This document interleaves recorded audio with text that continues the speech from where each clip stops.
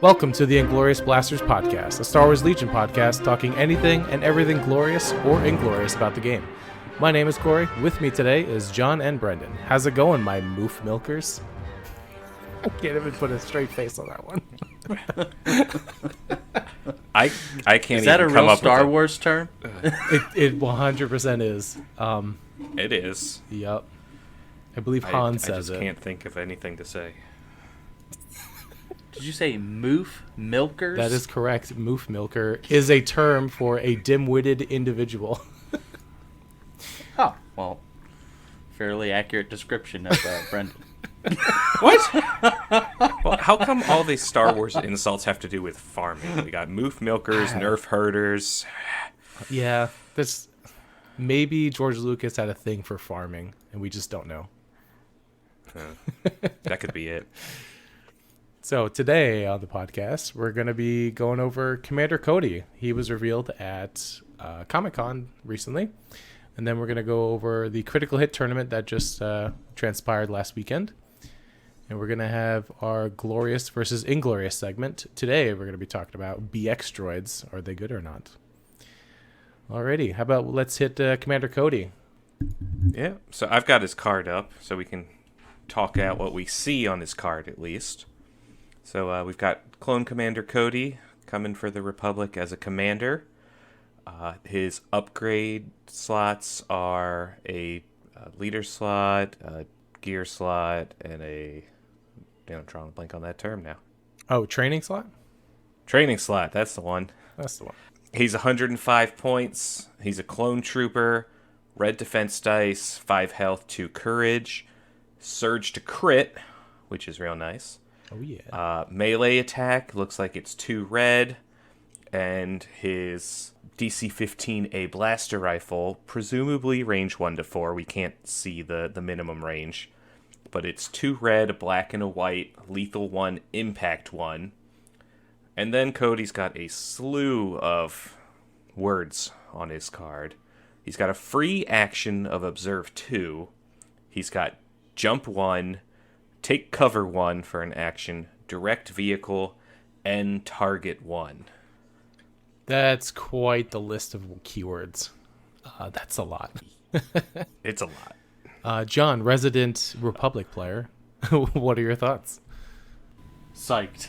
I feel like he is our savior. He is what we have been waiting for. Honestly, I mean, he's got, like Brendan had mentioned, a slew of keywords on the card.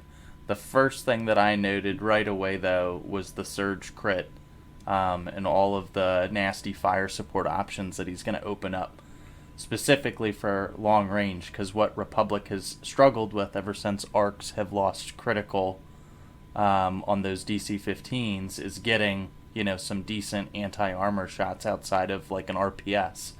But allowing to set up, Surge Crit with this guy thrown 2 red, a black, a white, backed by, 10 dice from Phase 1 Z6 or Phase 2 Z6 with Surge Crit and some aim tokens shared around. In addition to even the Observe 2, which is free, you can really set up some pretty impactful shots with this guy. I would have to agree. Observe 2 for free, like as a free action. That's spicy. I like that one. Yeah, super spicy. Also, I really like that he's got Take Cover 1, so you can give him some portable scanners, and give him Take Cover 2 if you want to turn him into a much better dodge giver. Direct Vehicle seems really good, especially if you like tanks. And Target 1, I mean, he's got Lethal 1, so if you give him an order, he's already got an aim for lethal. Yeah, I think you're definitely going to be giving him an order, like every turn. That you can. Yeah, and then he brought 2 personnel upgrades with him. Brendan, you want to go over them as well? Sure. We've got Waxer and Boyle. I'll start with what they share in common. They're both 15 points. They are core clone trooper only upgrades. And they both have Scout 1, and they're both leaders for the squads. Where they differ is Waxer has Disciplined 1. And Disciplined 1 means if he gets an order, he gets to take away 1 suppression. And Boyle has Guardian 1, so he can do some Guardian rolls. I'll jump in here and say I think these look okay. The one that's most interesting to me is like the Guardian one on Boyle. After that, I think they're just okay. The only thing that came, at first blush, I was kind of like, yeah, I just never use these. Because I'd just rather take a recon intel for 2 points to get the scout one. The Guardian thing is interesting. The only thing that kind of came to mind today when I was thinking about it is, I mean, clones, I feel like the sweet spot is range 3. So if you could, again, you could get away with it with just doing recon intels, but it would be nice to get that 4 inches or combined recon intel scout 1 to get the 6-inch move right out of the gate, so it saves you that one move up front to kind of reposition your entire army turn 1 to kind of start to move towards that range 3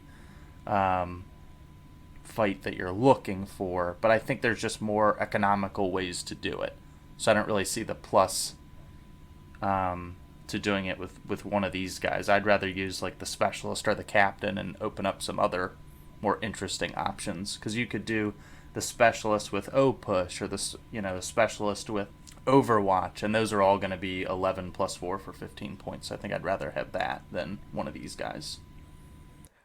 I gotta say, the biggest plus side I see to them is you could get the 2 squads led by them up to Scout 2 on top of having Rex with Recon Intel and having Scouting Party 2. So you could essentially have 5 of your clone units all Scout 2 at the start of the game. Not including your arcs that would already be scouting. So I like the idea of being able to move almost your whole army forward right at the start, especially if you do advanced positions and everybody's getting Scout 3, which would be completely bonkers. You know, if you really want to play the positioning game, I think that's pretty strong to have for so many units in an army. Yeah, I agree. I think positioning is everything. So if you can get those scout moves up early, they can get those range 3 shots nice and early. Agreed. And correction to when I said clone specialist, I meant clone captain to get the training upgrade to open up like an O push or Overwatch, which also gives you the suppression mitigation that comes with exhausting his card. Right, true that. So I just think for 16 points, basically, there's more possibilities than using Wax or a Boil. But they are interesting, and I definitely think there's some cool stuff you could do with a whole, turn 0 reposition with all of the scouting that's possible with the inclusion of those guys, Rex, Recon Intel, all those things. Yeah, I gotta say, the one thing I hope is just an oversight is that they're each 2 wound models, because that seems to be the trend in the game for any named upgrade cards. But their cards don't have that, so I'm wondering if that's just something they're holding back on us, or they're actually just going to be 1 wound models in a squad. Because if they become 2 wound models, that 15 points is huge. Yeah, completely different conversation at that point. Agreed. Hopefully they get more wounds. We'll see.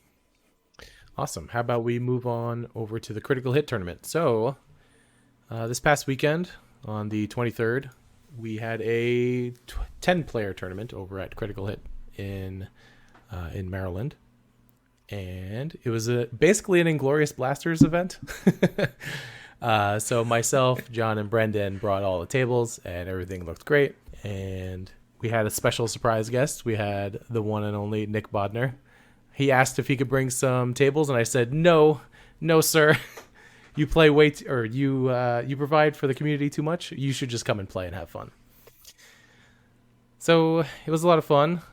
I was just judging because we had an even number of players, so I just sat this one out. So I'm going to let John and Brendan go over their games. Well, before we get into our games, I do want to point out, if you want to see some of the pictures from the games that were played, we did post some on our Facebook as well as our Instagram. So please check those out. Inglorious Blasters on Facebook and SWL Inglorious Blasters on Instagram. So check those out and take a look at the pictures. I guess I'll get started with talking about my first 2 of 3 games. So what I ended up bringing was a Vader Lat list, and I have to say it was a lot of fun. I'll quickly go over the list So my Lat had Baron Rudor, HQ uplink, and high energy shells. I had 3 scout snipers, 2 shore troopers with T-21s and 2 mortars, an Imperial officer with improvised orders and electrobinoculars, and Commander Darth Vader with vigilance, force push, force choke, and fear, because no one ever takes fear, and I thought it would be fun to still give out an extra suppression every turn, which did come in handy a little bit, because people were a lot less likely to take standbys when I had free suppression standing there, ready to get rid of stuff. So my first game, I played a great guy, and he brought an Echo-based defenders list with 4 Tauntauns, and Leia and Luke, plus the required core. I was very intimidated when I saw 4 Tauntauns. But it turned out to be a game that definitely went in my favor. I ended up tabling my opponent without losing a unit, and I felt very bad about it. Basically, the Lat and Vader charged, and everything stayed back and shot everything else. I mean, I Vader's mighted a Tauntaun onto a roof, so I felt really bad. Yeah, it just looked devastating. Those poor Tauntauns. Poor Tauntauns. But it was a great game. We had a lot of fun. Round 2, I then played against a Republic list that had both Anakin and Rex, a couple Wookiees, and a lot of clones. My opponent decided he wanted to have some fun, and he allowed us to play hostage exchange while I had Vader. So this was also a very one-sided game for my benefit. I mean, I got Rex to 4 wounds, and before I could get to another sniper to finish him off, he panicked off the table. He had so much suppression. And, we had a lot of fun. I lost the Lat in that game, but that was the only unit that I lost. So we had fun. It was a blast. But both of those 2 games were very one-sided. They were both great opponents. They had fun despite the drubbing. My dice were also really hot. I think there were a couple times that you came by, Corey, and you just saw how many natty crits I was rolling, and you just said, stop, save it for the next game. So Yeah. I had to do a dice check on your dice over there. Oh boy! Like, I will say this: the Vader Lat is unique in the sense that terrain doesn't matter. You're just gonna fly the thing at them, and you're just gonna murder everything. Yeah. And it's so fun because, I mean, turn 2, the Lat's already in the middle of the opponent's army, and then you just Master of Evil, and their whole army has 3 suppression. Yep. And then activations just drop because they can't do as many actions. It's a lot of fun. But after game 2, we went to lunch. Well, I guess dinner. But and then we came back for round 3. But I'll hold off on talking about round 3 until John talks about his first 2 games. Well, thank you, sir. So yeah, I brought my Wookiee list.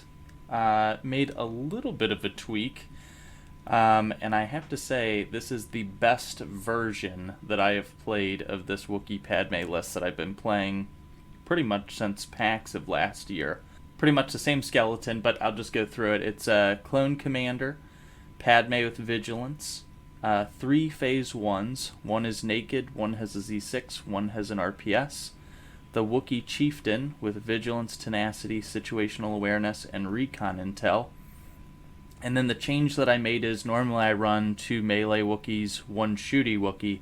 This time I switched it around to 2 shooty Wookiees, 1 melee Wookiee. Melee Wookiee had Bowcaster, Tenacity, O-Push, and Recon Intel. And the shooty Wookiees both had Bowcaster, Overwatch, and Targeting Scopes. And kind of the idea behind the switch was I felt like at ACO there was never really a game where I charged with 2 melee Wookiees. It was always one was staying back, kind of almost as a linebacker in case I got flanked. One might go out, but primarily I was funneling shots through the shooty Wookiees. So going into this, I was like, you know what? I'm just going to switch to 2 shooty Wookiees. Then if one gets focused down, which would oftentimes happen, it's like, okay, well, here's the other one right next to it. So you can really set up some pretty punishing range 3 shots, especially with fire support.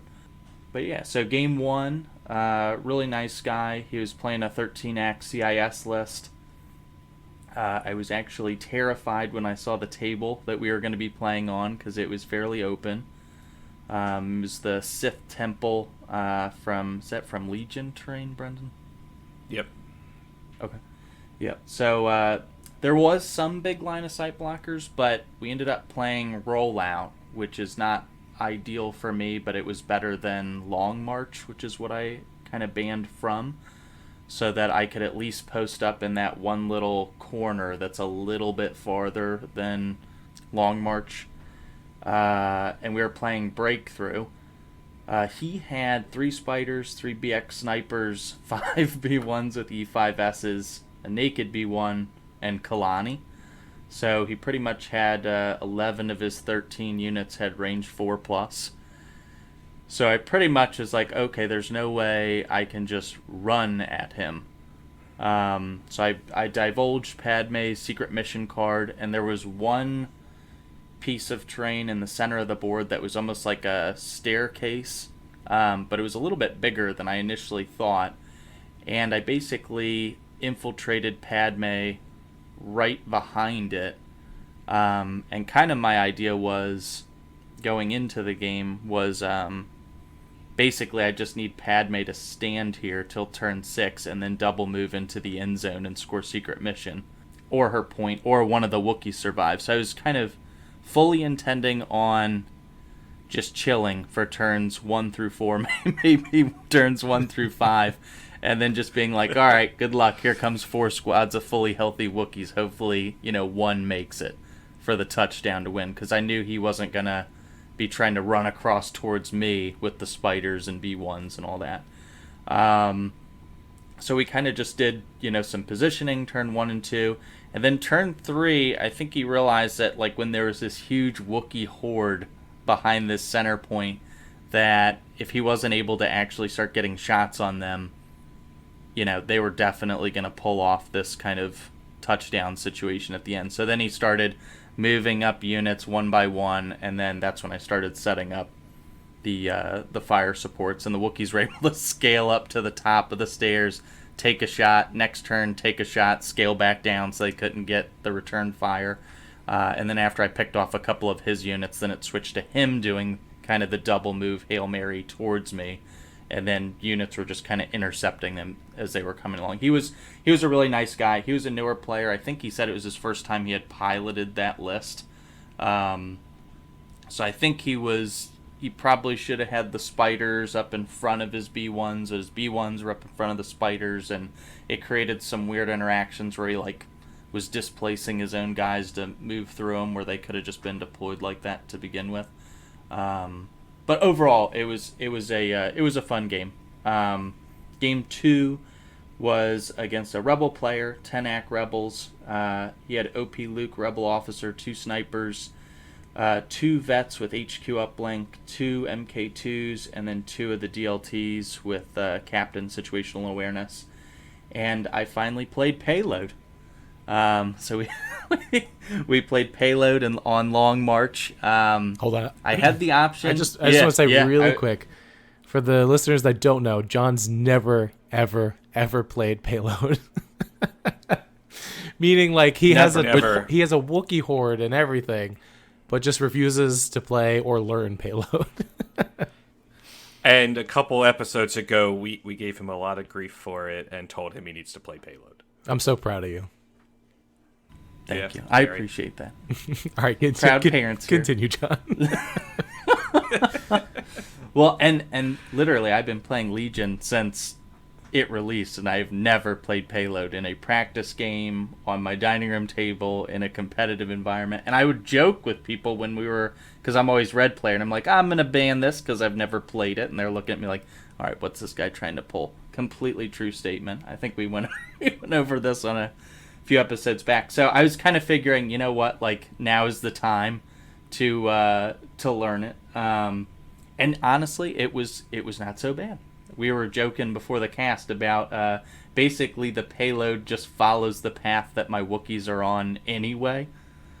So it was almost like it wasn't even a thing. Like my army was just moving up, and it was just following right along with them. Your clone ball goes with the payload.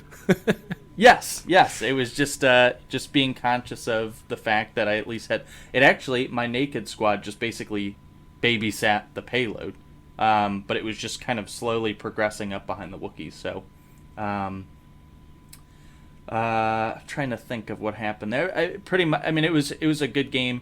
It came down to turn 4. I stalled his payload when both the payloads kind of met in the middle.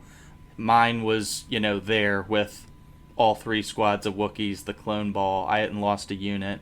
And I think he was down 3 or 4 activations at that point. So his stalled, mine moved forward, and then that was the end of round 4, I want to say. So basically, what I'm saying is I am undefeated on Payload. 100% win rate. What a guy. So proud of you. That'll be my new joke when I play people. If Payload comes up, I'm like, I don't know if you want to play me on Payload. I've never lost a game. Do it, yeah. You're going to get some looks. Yeah, they're going to be like, I can't tell if this guy is messing with me. Now, if the caveat to that is they go, oh man, how many times have you played it? Just once. But I won. Excellent.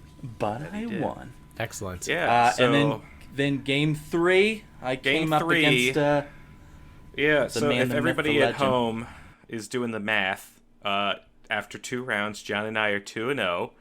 And after 2 rounds with 10 players, chances are there's 3 3-0s. So the third, 2-0s. So the third 2-0 is Nick from Legion 99. So wouldn't you know it that John and I have to play as the 2 undefeateds playing each other. Boo, team kill.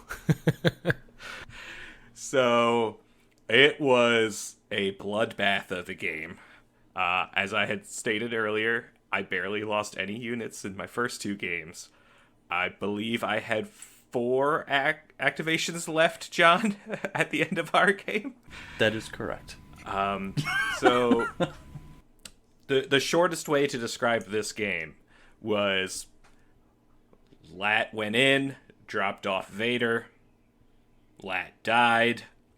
Vader basically just held up most of John's army for multiple turns, and we were playing Sabotage the Moisture Vaps. And then turn 6 rolls around. I've got Vader on one of his Vaps, and he's got 1 unit touching one of my Vaps and another unit that can get to one of my Vaps. And he out-activates me at this point. It came down to who won priority on a die roll.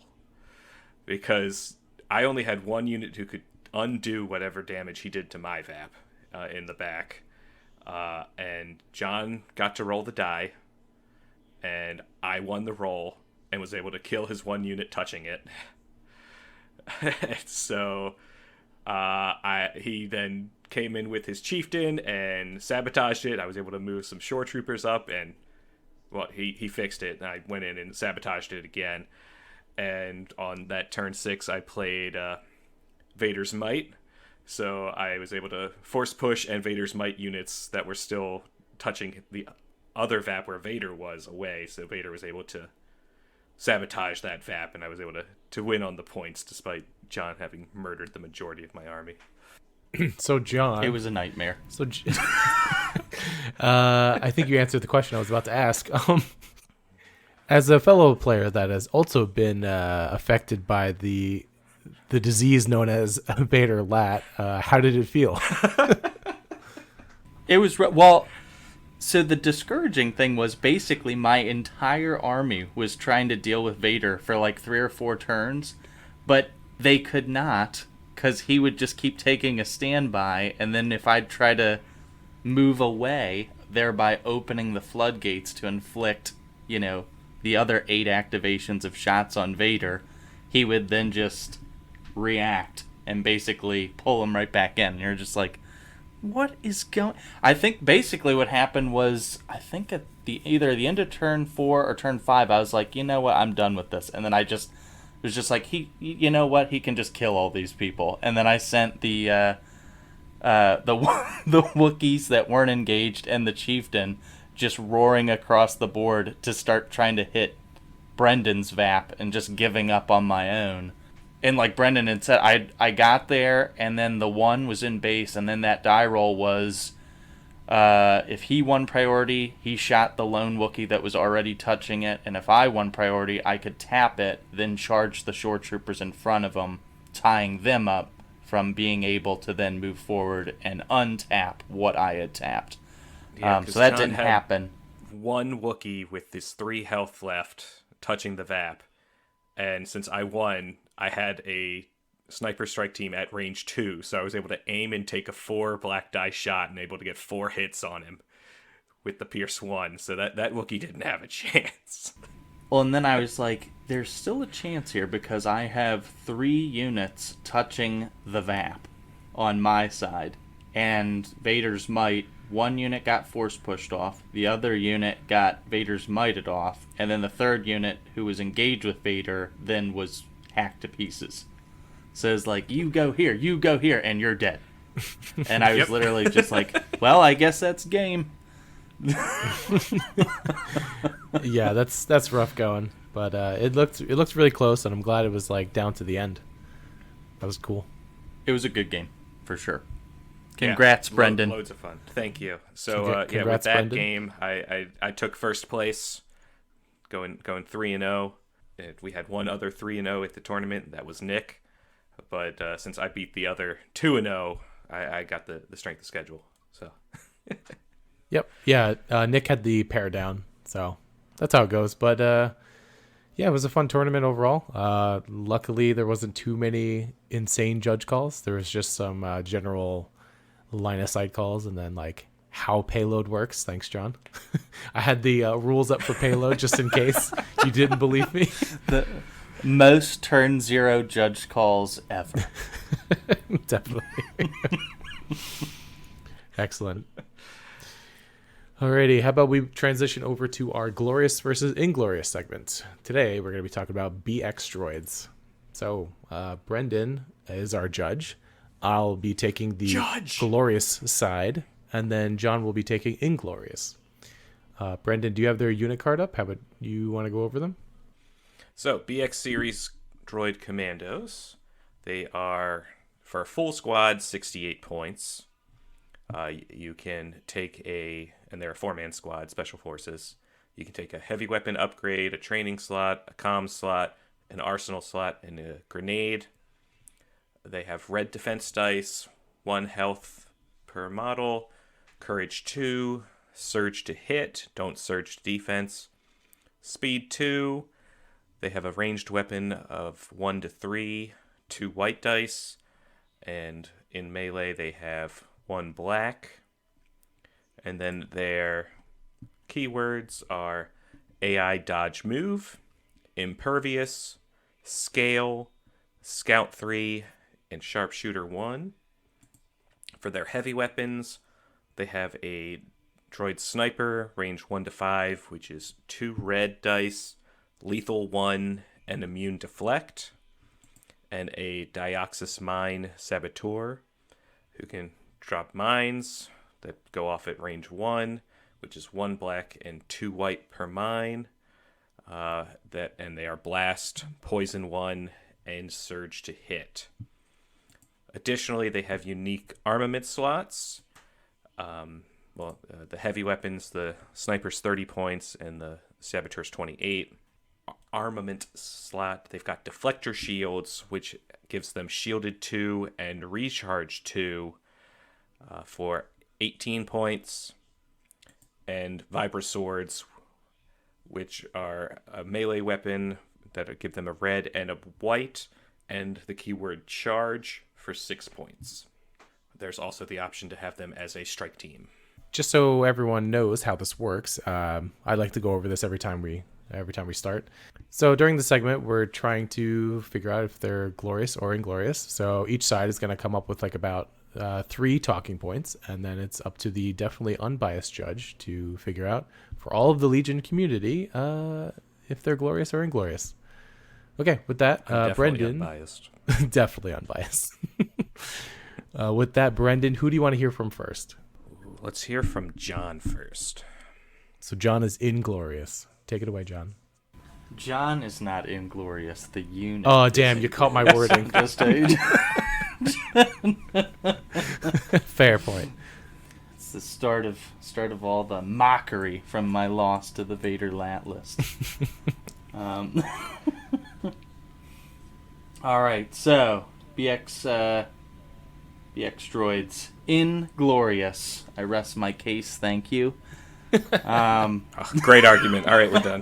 Perfect. I concede. Well, he did say it very confidently. So couple things here. When I think of the BX Droids, I pretty much always see them run with the sniper. So a lot of my argument is against like the strike team with the sniper rifle, because I have never personally played against the full squad, and I've never seen the Dioxis mine, to be honest. So a lot of my argument is mostly based around the BX strike team with the sniper rifle. So I'll have to formulate thoughts if you have a lot of compelling arguments for the full BX squad. But so from that standpoint, I think first of all, the AI dodge move really puts them into a situation, and it's probably one of their biggest downfalls, because that pretty much never really allows for them to utilize lethal and give them the Pierce 1. Whenever I see them in droid list, I feel like the attention is put elsewhere to get the order onto then to get the order on the BX sniper. Thereby, I always see them pretty much do a move shoot, taking away the lethal, albeit the 2 red die is consistent. Most things you're shooting at are in heavy cover. They do have sharpshooter, so it brings it down to white. It brings it down to one hit goes through, and then it's pretty much a 50-50 roll on a red save unit. Or a 2 out of 3 roll on a white save unit. But basically I'm saying they usually do 1 wound 50% of the time. They also don't have high velocity like the Galactic Civil War snipers, so you can spend dodges when people are shooting you. And I think the biggest thing is, comparatively speaking, when you can get a B1 unit with E5S and utilize, the coordinate that you want with the droids to get the face-up orders, and it's 56 points and actually has the critical 1, versus 50 points and it's a 2-man unit. So they work better, they synergize better with the army, they have the critical 1, they can do objectives because they're not a 2-man unit that if it runs out into the open and it's not corner peeking, it gets picked off. And I just think hoping for the 1 out of 8 chance to roll a crit on one of those red die to get past the heavy cover without having the pierce on it natively like the other snipers. I've never really seen them do any consistent damage. So those are kind of my main points for Inglorious. Well, sir, I would first say you are thinking too narrow-mindedly when you only are talking about the strike team. I'm going to start taking notes. Snap. Oh, snap. I do agree. If you leave them alone in their strike team form and don't give them an order, they're pretty limited in the scope of their abilities. Most of the time, they're going to be an objective grabber. So, for example, they have like a Scout 3. So you can get to your VAP early or to a box early and just take care of that. And then you could start doing your sniper shots from there. So that is an added benefit, in my opinion. You get to start shooting and get positioning 1 turn earlier than normal because of Scout 3. That's something to push back on a little bit. Then that's what I got to say. Otherwise, I'll get into my points now. Are you ready to get your mind blown? Because I was... No, you know what? I'm just going to get right into it. I'm not going to say anything else. Here we go. So, if you take the droid commandos as the full squad in the configuration of the sniper and vibro swords, they are 104 points. That's not too shabby. That's pretty decent. You get a 5-man unit with Impervious that has Scale and Scout 3. Scale is one hell of a keyword, but we'll get back to that later. First thing I want to talk about is their range 1 to 3 band for a full boat of dice. So if you take, let's say you scale up on a building, or doesn't really matter where you shoot from, range 1 to 3 against a red saving unit in heavy cover, you can expect 1 to 2 wounds on average. But if you get an aim, that jumps up to about 3 to 5 wounds, depending on variance. That's a pretty significant bump. Now, I hate to compare them, but if you compare it to Magna Guards, they have to get into range 1 to 2 for that full boat of dice. And against that same red saving unit, you could expect the same 1 to 2 on average, but with an aim, they still sit about average 2 wounds. So in this case, BX droids have a much better shot when they can grab an aim from somewhere. That Sharpshooter 1 and Lethal 1 help out tremendously. You're throwing like 10 dice at range 3. It's 10, right? Yeah, 10 dice at range 3. It's pretty gross. Yep.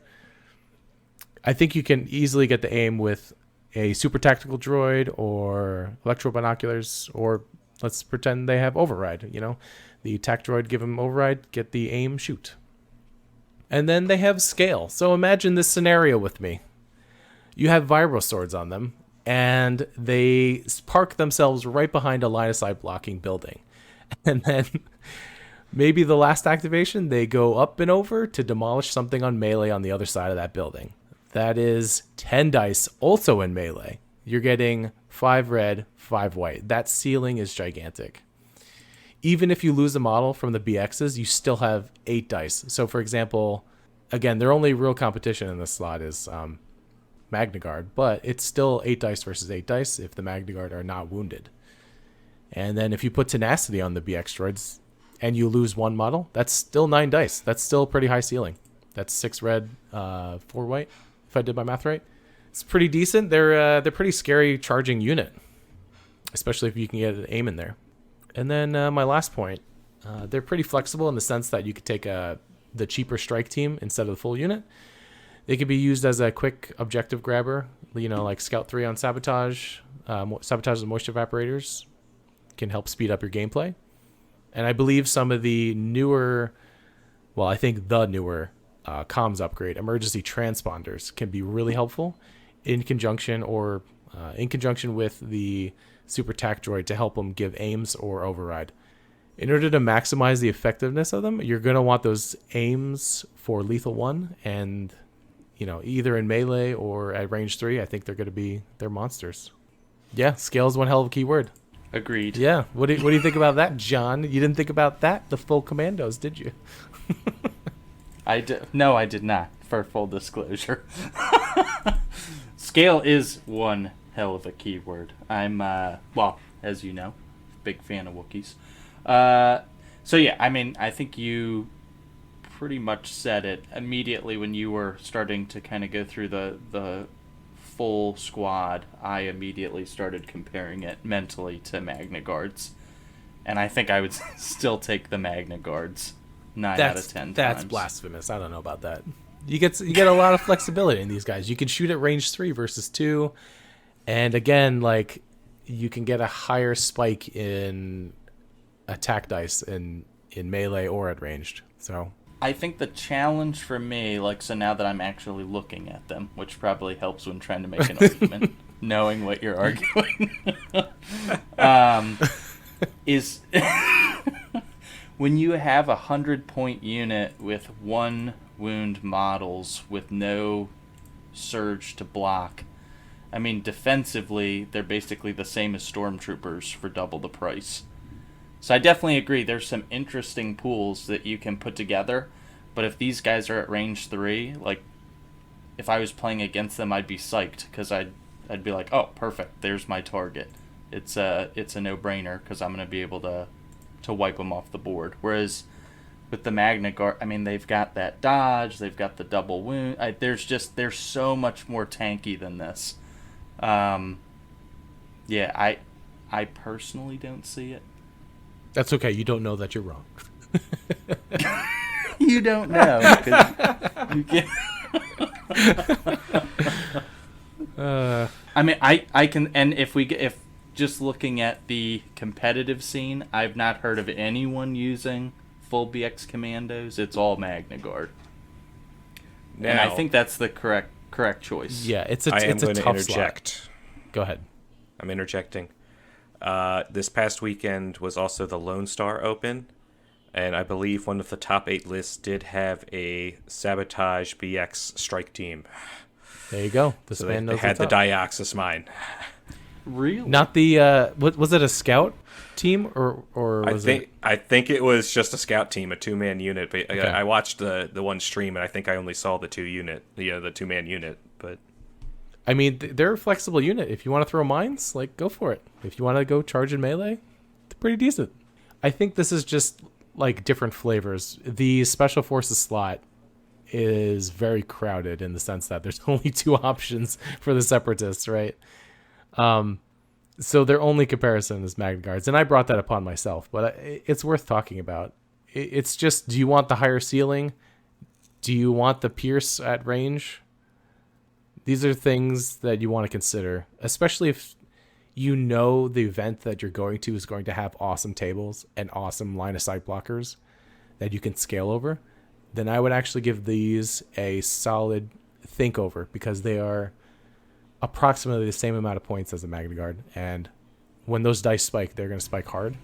Yeah, I feel like they're a liability. I definitely think they're gonna spike for sure, but over the course of multiple games, that variance is gonna work against them on the defensive side somewhere also, and that is not worth the risk to me personally, to have like 100+ point unit that's the same wounds and defensive save as like a standard stormtrooper.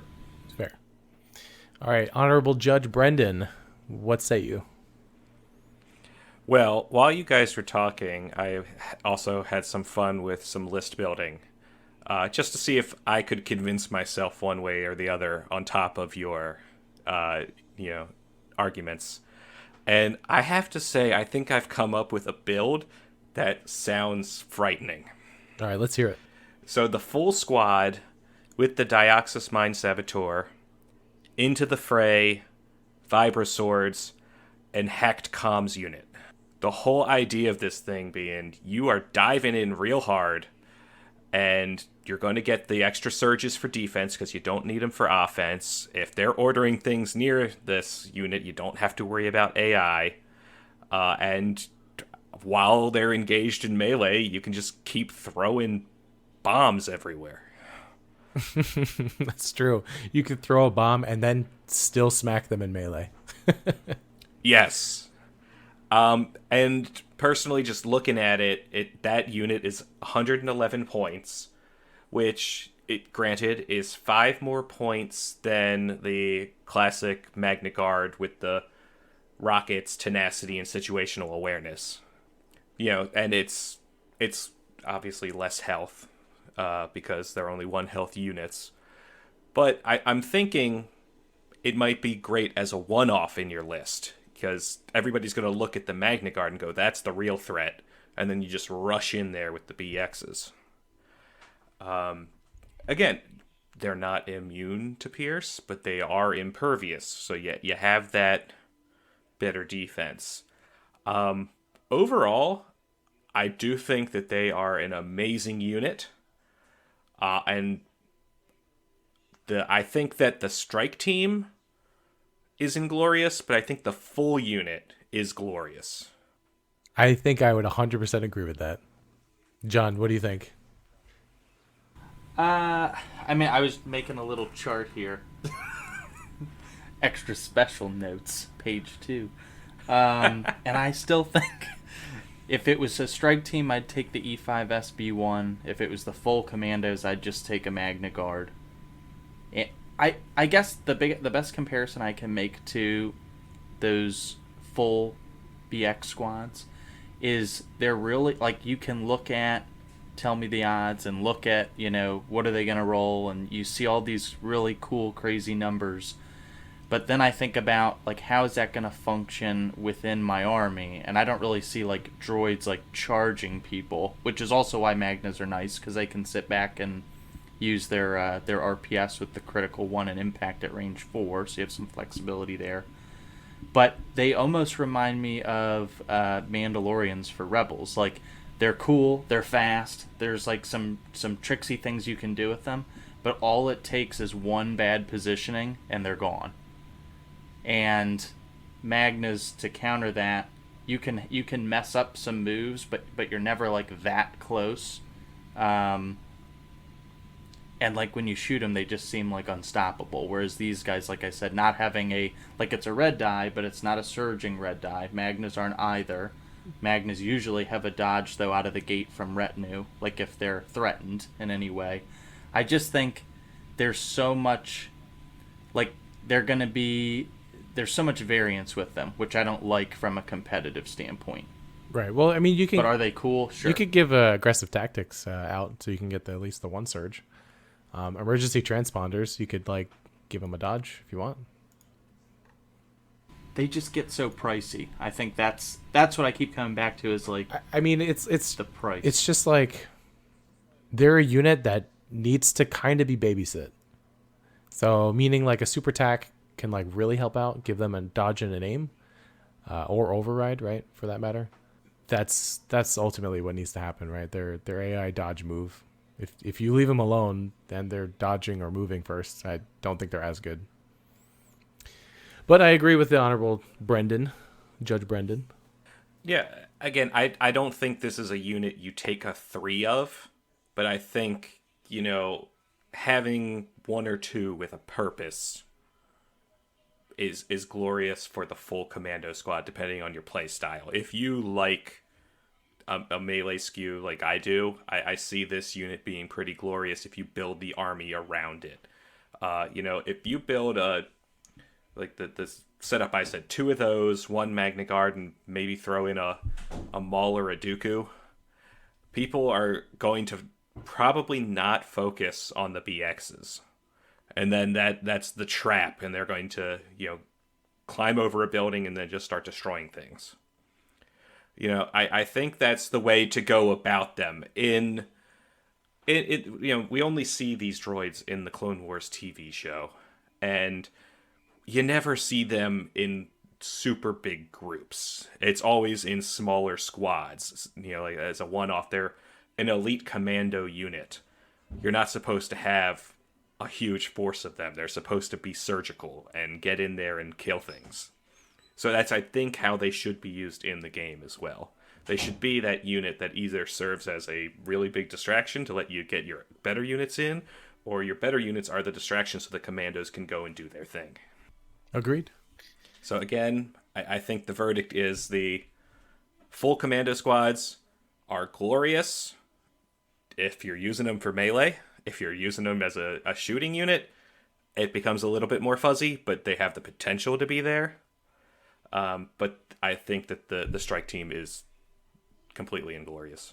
It's small, it's going to die, and it's expensive. And it's tough to get at aims without a super tac to take advantage of the lethal keyword for the sniper. Agreed. Well, that was excellent. Thank you, Brendan. Thank you, John, for being a good opponent. We'll call that we both won on the tally sheet. So the portion I prepared for, I won. Well, we never fully said if it was specifically the strike team. Also true. We both win. Hooray.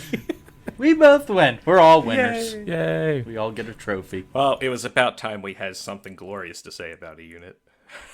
I know, right? Before we head out, I kind of want to highlight our Discord. So If you have a unit that you would like to talk about or chat about in Legion in general, join our Discord. The link is in our Podbean or YouTube description. Also, you can like our page on Facebook. Search for The Inglorious Blasters, a Star Wars Legion podcast. Follow us on You can also Instagram. find our Discord there. Yep, where you can find the Discord right there. You can follow us on Instagram at SWL Inglorious Blasters.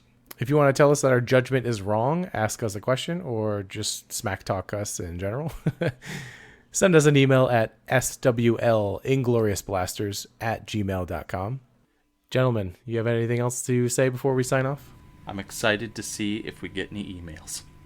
I will also say, if we get more people joining our Discord, I will be happy to create a channel for Vader Lat therapy group. I will be the for first all to those join. affected by the Vader Lat. I'll be leading that group. It has been 10 days since my beating at the local tournament. I'm still feeling my Adepticon shame.